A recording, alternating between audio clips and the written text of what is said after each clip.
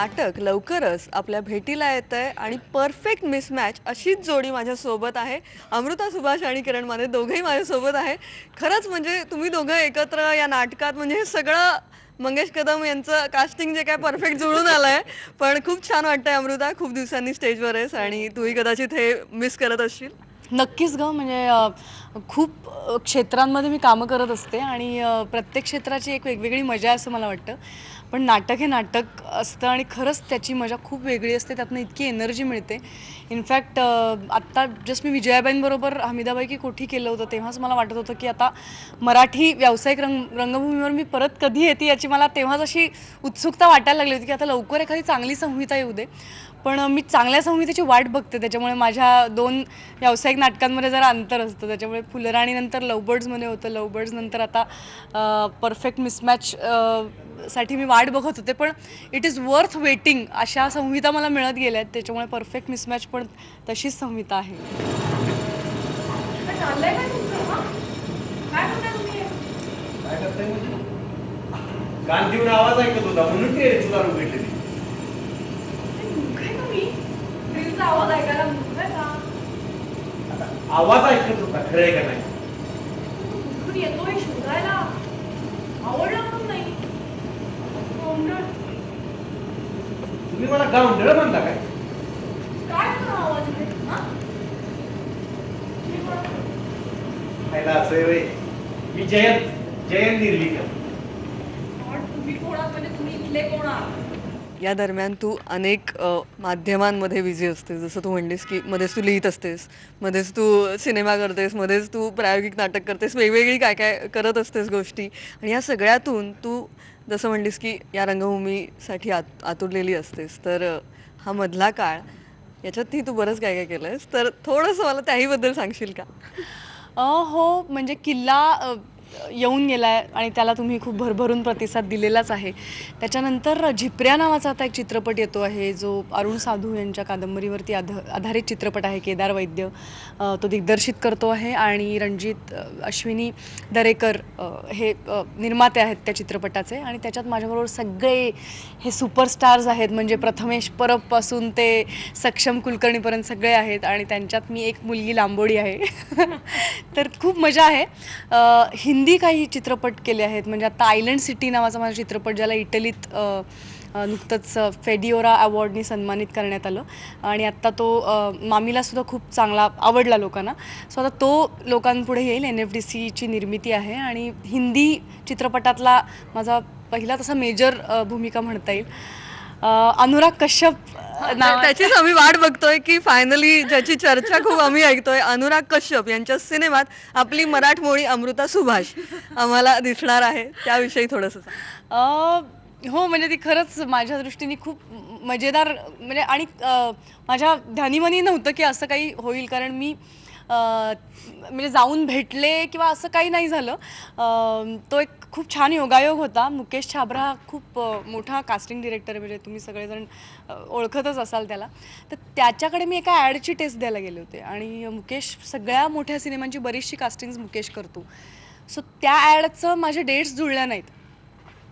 पण त्याच्या डोक्यात मी राहिले की ये लडकी. आणि मग अनुरागच्या फिल्मचं कास्टिंग सुरू झाल्यानंतर तो त्यांनी लक्षात ठेवून, त्यामुळे सगळं श्रेय मी मुकेशला देईन. I am really grateful to him की त्याच्यामुळे मला इतकी छान संधी मिळाली. आणि नवाजुद्दीन सिद्दीकीसारखा अभिनेता आणि नवाजुद्दीन आणि अनुरागचं कॉम्बिनेशन काय करतं हे मी काय बोलणार, ते आपण ऑलरेडी बघितलेलं आहे. या चित्रपटाचं नाव RR 2.0 असं आहे. अमृता सुभाष आणि नवाजुद्दीन सिद्दीकी यांची जोडी तर आम्ही पाहणारच आहोत. आणि सध्या आम्हाला या परफेक्ट मिसमॅच बद्दलही जाणून घ्यायचं आहे की किरण आणि तू कदाचित पहिल्यांदाच तुम्ही एकत्र काम करताय का या पण आम्ही निमित्ताने? एका गावचे आहे. अरे सातारचे आहे आम्ही. मग साताऱ्याची बोली सुद्धा नाटकात आलेली पाहिली मी आता. हो. किरण, अमृता सोबत हे ट्युनिंग कसं रंगलंय? ते म्हणजे माझी खूप बाबतीत स्वप्नपूर्ती झाली या नाटकातून, खूप बाबतीत. म्हणजे पहिली अमृताविषयी तू विचारलंस तर अमृताला जवळजवळ मी तिच्या एकांकिका स्पर्धांपासून मी अमृताला बघतो आहे. म्हणजे आम्ही पुरुषोत्तमची एकांकिका स्पर्धा बघायला साताऱ्याहून जायचो, तर त्यावेळी पांढऱ्या घोड्यावरचा राजपुत्र ही हिनं केलेली एकांकिका, तेव्हापासून मी हिला बघतोय. हिची बरीच कामं मी बघितलीत. मी fan आहे. वर्ष सांगणार नाहीस ना तू कुठलं वर्ष होतं. आत्ता झालं ते अगदी हो, परवा घडलं ते. हो हो हो आणि तेव्हापासून मी अमृताला बघतोय. ज्योतिताईंचा पण मी फॅन. हे सगळे म्हणजे अमृताने माझ्या नाटकात काम करावं ही भाग्याची घटना खरंच. आणि ही आहे म्हणून नाही, समोर आहे म्हणून नाही.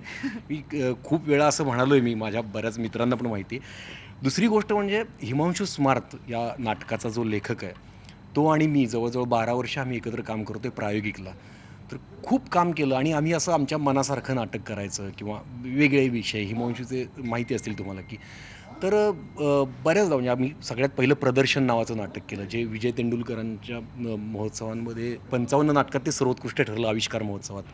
तर तेव्हापासून आमची जोडी जमली की आम्ही काहीतरी वेगळं. ते प्रदर्शन नाटक म्हणजे विजय तेंडुलकरांचा एक लेख होता एका सिनेमात, एका पेपरमध्ये आलेला, फुगे साबणाचे नावाचं सदर होतं. त्यात एक प्रदर्शन नावाचा 1.5 पानाचा लेख होता. त्याच्यावर 1.5 तासाचं दीर्घांक हिमांशूने लिहिला आणि तो भारतात नेहमीच तो एक वेगळी वाट चोखंदळत असतो आणि त्याच्या लिखाणाची एक शैली वेगळी असते. आपल्याला कळतच नाही तो कुठल्या वाटेने जातो. जसं आता कुठेतरी आत्ताही मी विशेष त्याचा उल्लेख करेन ग की काय संहिता आहे यार. म्हणजे मी ती पहिल्यांदा वाचली तेव्हाच मी म्हटलं आई शपथ काय शब्दांची ताकद आहे या माणसाकडे. आणि त्यामुळे ना मला माझ्या दृष्टीने खूप आव्हानात्मक जास्ती आहे, कारण त्याचा ना शब्द एक शब्द इकडचा तिकडे करून मग त्याच्या शब्दाचं वजनच जातं. आणि अक्षरशः त्याला असं वाटतं ना की मी व्यावसायिकचा माणूस नाही. मी त्याला अक्षरशः आम्ही त्याला तू लिहिशील, व्यावसायिकला वेगळं नाटक तू देण्याची ताकद तुझ्यात आहे. आणि तो नाही रे, व्यावसायिकचं नाही ती गणितं मला जमणार. आणि तो काही पोटार्थी लेखक नाही की बाबा मला आता हे करायचं नाही. मला मग हा विषय सुचण्यापासून आम्ही एकत्र होतो ना त्यामुळे मला खूप गंमत वाटते. त्यामुळे मला की मग त्यानं हळूहळू त्याला धाडस झालं की मी व्यावसायिकचं लिहू शकतो आणि तरीही काही ॲडजस्टमेंट न करता मी करू शकतो. हे याला कारण म्हणजे मंगेश कदम सारखा दिग्दर्शक लाभला आणि त्याला हे आवडलं आणि त्यांनी मनावर घेतलेलं आहे. हो, सगळं स्वप्नपूर्ती. म्हणजे ते हिमांशूने नाटक लिहावं, ते आपल्याला करायला मिळावं आणि त्यात मंगेश कदम सारखा दिग्दर्शक मिळावा, अमृता सुभाष सारखी ॲक्ट्रेस बरोबर काम करायला मिळावी. सगळंच एकदम म्हणजे स्वप्नांच्या पलीकडे. आणि जसं आपण म्हणतो की हिमांशूची लेखणी एकतर वेगळी आणि तुम्ही मात्र त्याला अगदी त्या संवादांमध्ये घोळलेलं आहे. म्हणजे अजिबात असं वाटलं नाही की ते संवाद वेगळे आहेत. ते खूप तुम्ही आपलेसे केलेत आणि आता मी काही प्रसंग पाहिले तर ते खूपच तुम्ही त्याच्यात समरसून गेलेले आहात, ते जाणवत आहे. आणि अमृता, तुझी भूमिका म्हणजे अशी अमृता कदाचित आधी समोर आली नव्हती किंवा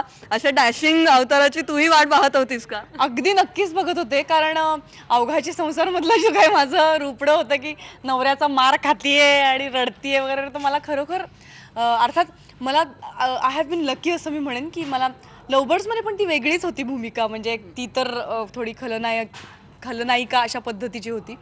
ह्याच्यात परत एक वेगळी एक पुरुष द्वेष्टी, आणि पुरुष म्हणजे वाईट असतात आणि तिचं आणि तिच्या वडिलांचंही नातं खूप क्लिष्ट आहे. आणि या सगळ्यातनं ती पुरुषांकडे त्याच दृष्टीने बघते आहे. त्यामुळे ती अशी रावडी चायला काय चाललंय अशी ती आहे. पण तरीही अशी मुलगी लोकांना ॲक्सेप्टेबल बनवण्यात हिमांशूचा मोठा हात आहे आणि मंगेशचा मोठा हात आहे असं मला वाटतं.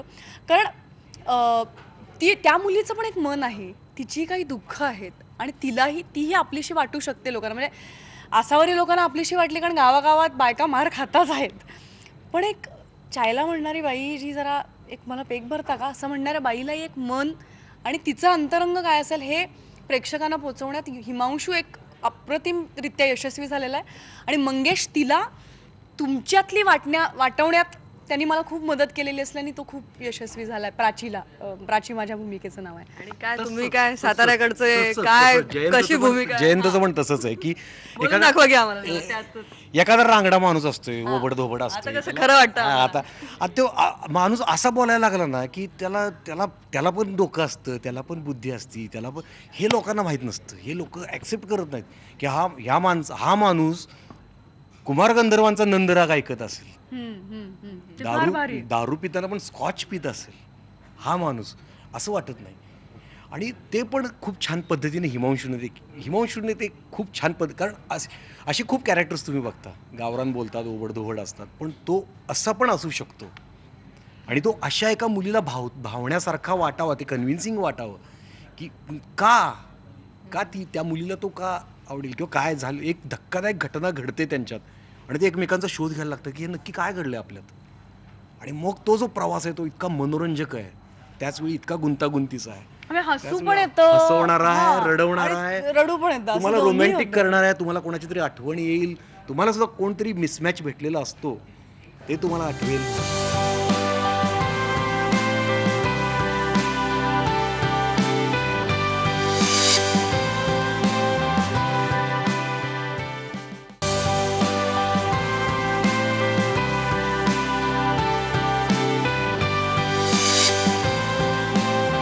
आता आपण या सेटवर आहोत. इथे सेट मला दिसतोय मामा मुळेंचं सेट आहे, राहुल रानडे यांचं संगीत आहे.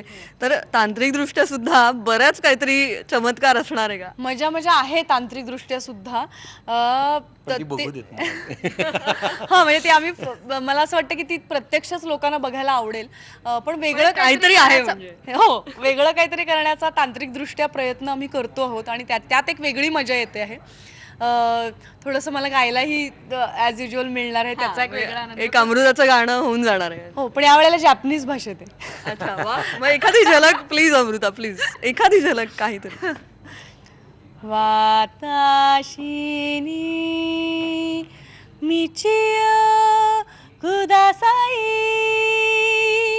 yamazatoe kaeru michiyo. कळलं? अजिबात काही कळलं नाही. आणि भावलं, feel झालं. ही कसा आवाज काढते ही काहीच कळत नाही आपल्याला. म्हणजे आपण फक्त ऐकायचं आणि काय आता होतंय असं फक्त आपण बघत राहतो. जसं ती फुलराणीचं गाणं तर अजरामर आहेच तुझं. आता हे नवीन गाणं तुला एक परफेक्ट मिसमॅचने एक नवीन गाणं. या गाण्याचं रहस्य काय आहे? तू कुठून शोधून काढलंस आता हे गाणं? नाही, हे गाणं ऑलरेडी मी एक मीवा नावाचं जॅपनीज नाटक केलं होतं. त्यातलं हे गाणं मंगेशने आधी ऐकलेलं होतं. म्हणजे ते मी जपानमध्ये जाऊन केलं होतं, टोकियोत केलं होतं ते नाटक. हां, तर म्हणजे मला राष्ट्रीय नाट्य विद्यालयातर्फे पाठवण्यात ओरिजिनल आहे ते. ओरिजिनल आहे. हो, आणि तर त्यात सगळी माझी जॅपनीज बरीच गाणी होती. त्यातलं हे गाणं मंगेशच्या खूप लक्षात राहिलं होतं. आणि आत्ता हा म्हणाला तसं मंगेश आणि मी इतकी वर्ष एकमेकांना ओळखतोय. म्हणजे मी सुयोगचे दौरे इतके केले अमेरिकेत इकडे तिकडे, पण तरीसुद्धा आम्ही दोघांनी कधीच एकत्र काम केलं नव्हतं. आणि ते या निमित्ताने आमचं एकत्र येणं आणि ते खरंच इतक्या छान निमित्ताने झालं. म्हणजे परवाच मी मंगेशला म्हणाले की तू आई आणि मुलीला खूप छान छान भूमिका दिलास. म्हणजे आधांतर आईची एक खूप छान भूमिका होती. हो, तर खरंच म्हणजे त्यांनी आम्हाला दोघींना खूप छान छान भूमिका दिल्या असं मला वाटलं. म्हणजे करताना खूप मजा येते त्याच्याबरोबर काम करताना. तर त्याच्या हे गाणं लक्षात होतं आणि त्यांनी मला सांगितलं, अमृता त्या सीनला मला ते गाणं पाहिजे असं त्यांनी मला लक्षात ठेवून सांगितलं. त्यामुळे मला आता भीती अशी वाटते की मला पण 2 गाणी म्हणायची त्या नाटकात. हो, हाही गाणं आहे. अरे, हो. आणि हिचा आवाज ऐकल्यानंतर तर काय होणार आहे कोणास ठाऊक. नाही, पण हा रांगडा पुरुष आहे ना, याचं गाणं रांगडं आहे. ते आवडणारच लोकांना. काय 5 मिनिटं आवाज थांबवत नाही थांबणार. थांबला पाहिजे. नाही का थांबणार. हे बघा. तुम्हीच बघा. हे बघा, मालकीबाईंनी कंत्राट दिले मला, दिवस ठरवून दिल्यात. असं कुणी पण सांगून काम थांबवलं तर माझा धंदा गेला का? दंडापार बोंबलत जाईल माझा.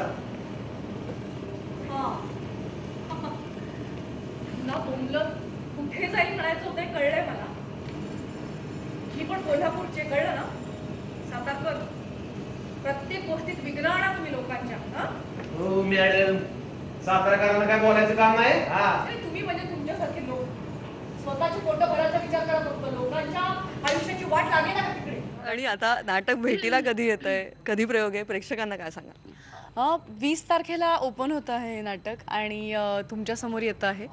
मी एवढंच सांगेन की एक आशय घन पण तरीसुद्धा जड नाही. तुम्हाला हसायला लावेल, तुम्हाला काहीतरी आयुष्यातलं स्वप्नवत आठवायला लावेल असं हे नाटक आहे. आणि तुम्हाला तुमच्या आयुष्यातला एक काहीतरी खूप आत जपून ठेवलेलं काहीतरी परत आठवायला लावेल असं हे नाटक आहे असं मला वाटतं. आवर्जून या नाटकाला उचलून धरा, जसं किल्ल्याला धरलं तसंच. खरंच वेगळं. प्रत्येक जण म्हणतो की आमचं नाटक वेगळं आहे, पण खरंच वेगळं नाटक आहे. पण तरीही तुम्हाला खूप हसवेल, तुम्हाला रडवेल, तुम्हाला रोमॅन्टिक करेल, तुम्हाला ही जसं म्हणाल तसे काहीतरी कशाची तरी आठवण करून देईल आणि तुम्हाला एक वेगळ्या जगात घेऊन जाईल आणि खूप छान तुम्हाला वाटेल असा आम्ही प्रयत्न केला आहे. तर तुम्ही जरूर बघायला या हे नाटक आणि आम्हाला पण आनंद द्या आणि तुम्ही पण आनंद घ्या. तर सोनल प्रोडक्शन्सतर्फे आणि लीना भागवत हे नाटक सादर करत आहेत, त्याच्यामुळे ही पण एक स्पेशल गोष्ट आहे आमच्यासाठी. तर त्या सर्वांतर्फे मी तुम्हाला आग्रहाचं निमंत्रण देते, अवश्य येण्याचे करावे परफेक्ट मिसमॅचला. परफेक्ट मिसमॅच परफेक्ट एंटरटेन करेल अशी मी शुभेच्छा देते. Thank you so much.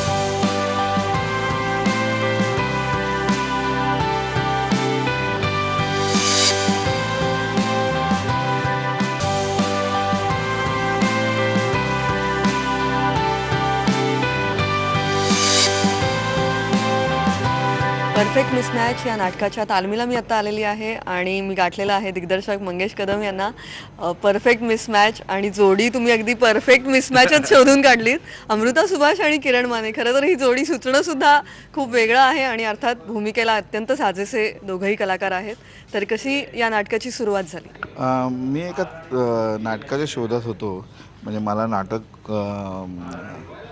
नाटकाचं प्रोडक्शन करायचं होतं स्वतःहून आणि मी त्यासाठी जरा वेगळ्या प्रकारचं नाटक शोधत होतो. नेहमीचं मी आपण जे कॉमेडी किंवा असं सेफ कमर्शियल असं न करता मला काहीतरी जरा वेगळंच करायचं होतं आणि त्याच्यात मला हिमांशू स्मारचं हे नाटक वाचायला मिळालं.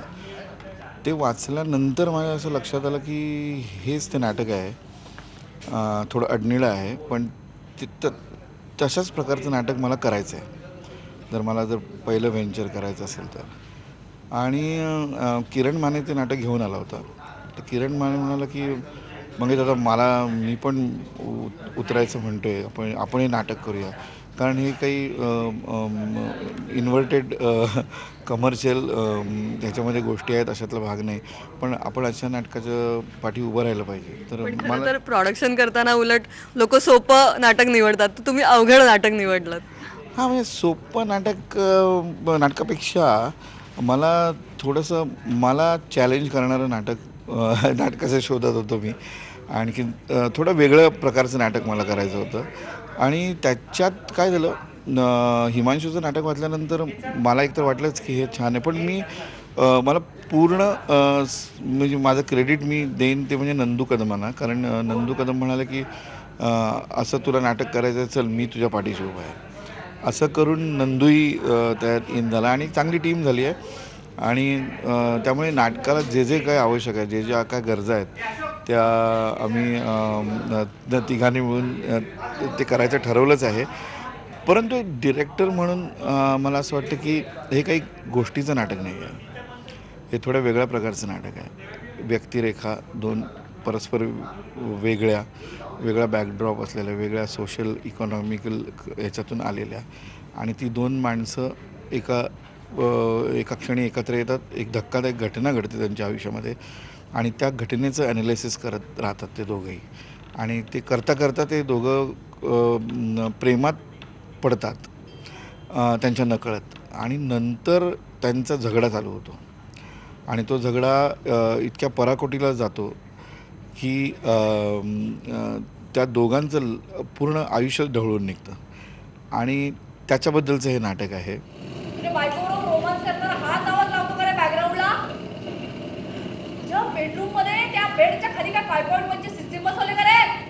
मॅडम, तुमच्या लग्नाला अशी किती वर्ष झाली असणार आहेत? अहो काल अशा एकट्या नवऱ्याला पोरा बाळांना सोडून त्यांना आणला असतं बरोबर तर ब्रेकर ऐकू सुद्धा आला नसता तुम्हाला. त्यांना फोन करून बोलवून घ्या मॅडम. रजा नसल नवऱ्याला तर बिनपगारी काढ म्हणावं.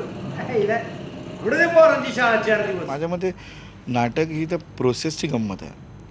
म्हणजे मी रिहर्सल म्हणजे मी डेटिंग म्हणतो आणि प्रयोग म्हणजे झालं लग्न. आता प्रयोग होतील. तर ते प्रोसेस एन्जॉय करणारी, प्रोसेसला वेळ देणारी आणि स्वतःहून काम करणारी, सबटेक्स्टवरती मेहनत घेणारी अशी माणसांच्या शोधात होतो. आणि ती 2 प्रॉपर माणसं मला भेटली. जवळजवळ 2 महिने आम्ही तालमी करतो आहे. आत्ता कुठे त्या आशयाच्या तळाशी आलो आहे असं वाटतं आहे. GR सुरू झालेत आता आणि याच्यापुढे खरी कसरत चालू आहे. Thank you so much. तुम्ही पहिला इंटरव्ह्यू आम्हाला दिलात, त्यामुळे परफेक्ट मिसमॅच नक्कीच परफेक्ट एंटरटेन करेल अशी आम्ही शुभेच्छा देतो. Thank you so much. थँक्यू.